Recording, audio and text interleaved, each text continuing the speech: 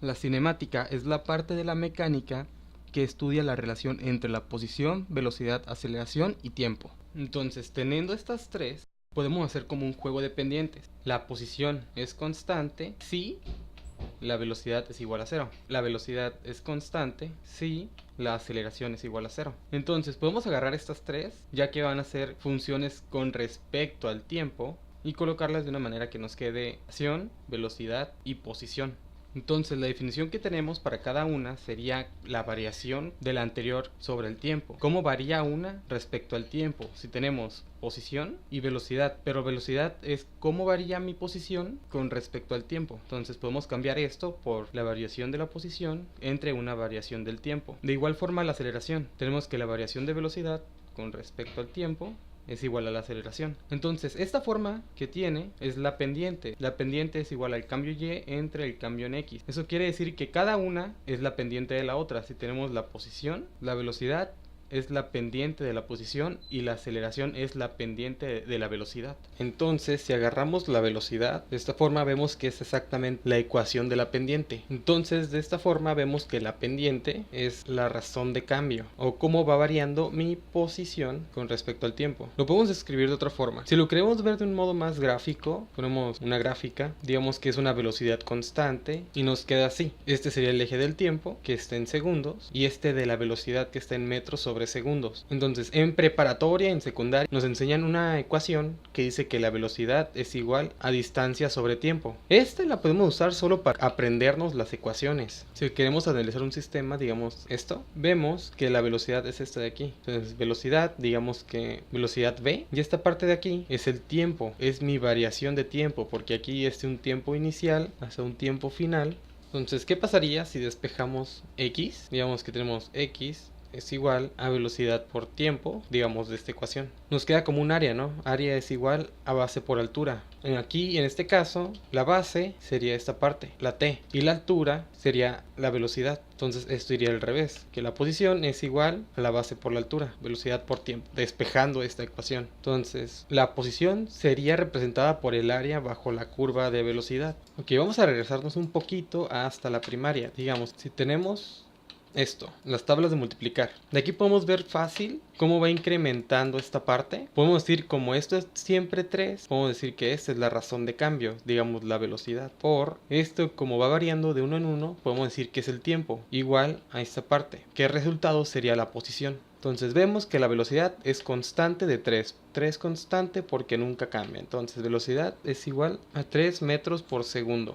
Entonces, si nos dan un problema, digamos de un automóvil que se mueve a una velocidad constante de 3 metros por segundo, y nos piden determinar su posición cuando t es igual a 5 segundos.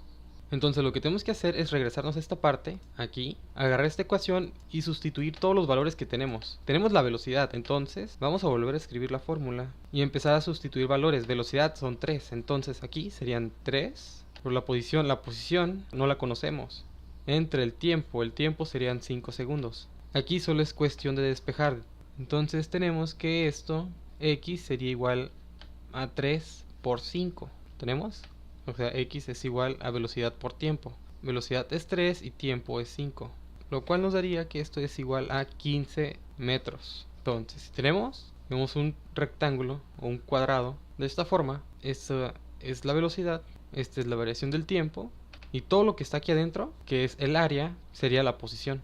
Pero ¿qué pasaría si tenemos un movimiento que no es constante? Digamos que sea en base a una función con respecto al tiempo. Entonces, si tenemos una gráfica de posición y tiempo, y tenemos ya, o sea, una función cuadrática o cualquier tipo de función, o sea, la forma que sea, digamos que sea esta. Como sabemos, la pendiente es igual a la variación en y entre la variación en x. Si formamos un triángulo rectángulo, y sería la parte de aquí, x sería esta parte. Entonces, si tuviéramos un ángulo aquí, alfa, digamos, hay una función trigonométrica que tiene esta forma. Este puede ser el cateto opuesto y este el adyacente. Entonces podemos decir que la pendiente es tangente a la función. Y ponemos una función cualquiera.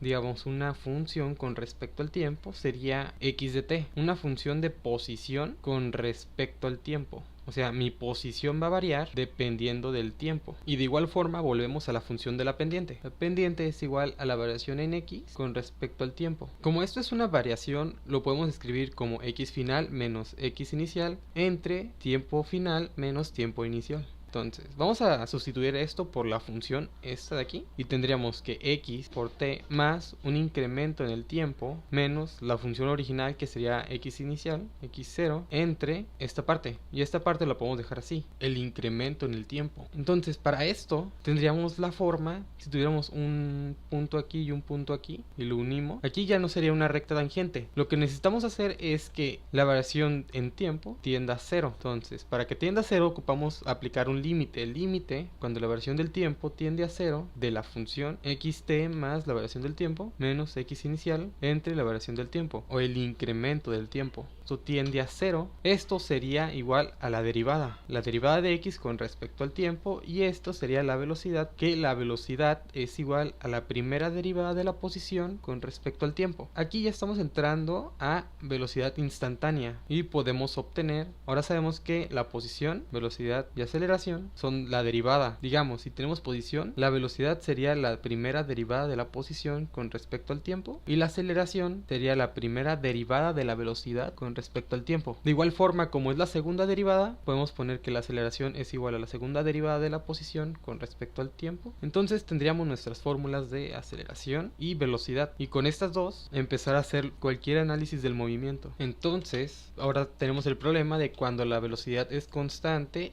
o la aceleración es constante. Entonces, si tenemos velocidad constante, vamos a usar solo estas dos fórmulas: la variación en x entre la variación en t en el tiempo, o la velocidad es igual a la primera derivada de la posición con respecto al tiempo. De aquí podemos obtener las mismas ecuaciones. Digamos, si despejamos esto, nos quedaría que la variación de x es igual a velocidad por tiempo. Y sabemos que una variación es la parte final menos la parte inicial. Eso sería igual a velocidad por tiempo. Y despejando esto, nos queda que x es igual a x0 más la velocidad por el tiempo. Y aquí tenemos una ecuación. Ahora, también podemos sacarla de esta. Si despejamos el diferencial de tiempo, nos quedaría que la velocidad por el diferencial de tiempo es igual al diferencial de posición. Integrando de ambos lados, digamos que el tiempo va de 0 a un tiempo que no conocemos, y la posición va de una posición inicial a una posición final. Integrada esta parte, nos quedaría que la velocidad por el tiempo de un tiempo de 0 a t es igual a x de x0 hasta x. Entonces esta parte sería igual a x menos x0 igual a bt. Despejando, nos quedaría que x es igual a la posición inicial más la velocidad por el tiempo, que son exactamente iguales, esta y esa que tenemos aquí. Estas dos solo se pueden usar cuando la velocidad es constante. Ahora, si tenemos una aceleración constante, eso quiere decir que la velocidad va a variar.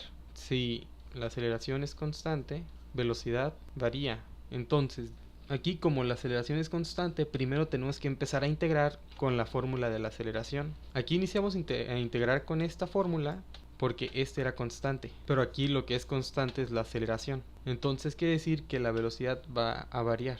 Entonces, despejando esto, nos quedaría que a de t es igual a db, integrando de un tiempo 0 hasta un tiempo t, de una velocidad inicial hasta una velocidad final. Nos quedaría que at es igual a b menos b0.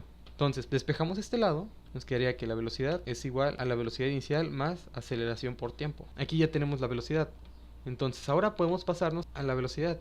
Ahora, aquí tenemos este, que es igual a este. Entonces usamos esto, porque la velocidad va a variar. Aquí la velocidad ya está variando con el tiempo. Entonces ponemos que la velocidad inicial más aceleración por tiempo es igual al diferencial de x entre el diferencial de t. Despejando el diferencial de tiempo, nos quedaría que la velocidad inicial más la aceleración por el tiempo por el diferencial de t es igual al diferencial de x. Integramos de ambos lados, o sea, de un tiempo inicial hasta un tiempo t, de una posición inicial hasta una posición final. Nos quedaría que la velocidad inicial por el tiempo más un medio de la aceleración por el tiempo al cuadrado es igual a x menos x0. Entonces quiere decir que la ecuación cinemática de la posición es igual a la posición inicial más velocidad inicial por el tiempo más un medio de la aceleración por el tiempo al cuadrado. Y aquí tenemos esta fórmula.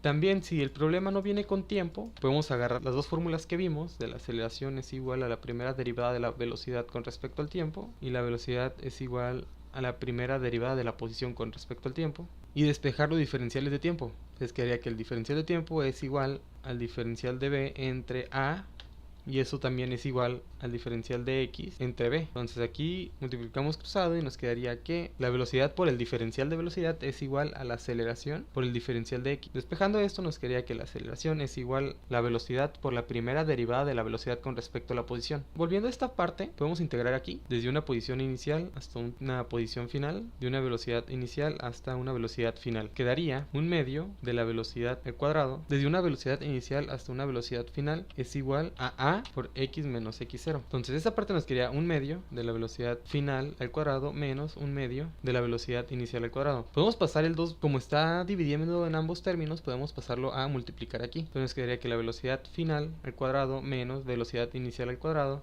es igual a 2 veces la aceleración por x menos x0. Entonces pasamos este para acá, la velocidad final al cuadrado menos la velocidad inicial al cuadrado más 2 veces la aceleración por x menos x0. Y aquí tenemos la tercera ecuación cinemática. Ok, entonces estas tres, esta de aquí, esta y esta, solo se pueden usar cuando la aceleración es constante. Y esta de aquí, que es exactamente la misma que está acá, solo se puede usar cuando la velocidad es constante. Entonces todas estas ecuaciones me van a servir para resolver cualquier problema. Solo hay que recordar esta forma: aceleración, velocidad y posición. Si vamos hacia acá, tenemos que integrar. Y si vamos a este lado, tenemos que derivar. Entonces, si estamos en aceleración, para llegar a la velocidad tenemos que integrar una vez. Pero para llegar a posición, tenemos que integrar 2 veces. De la misma forma, si estamos en posición, para llegar a velocidad tenemos que derivar una vez. Y si estamos en aceleración, tenemos que derivar la velocidad una vez o la posición 2 veces. Entonces, todo lo que tenemos que recordar: ecuaciones cinemáticas y comprender que la derivada nos va a explicar cómo crece la función.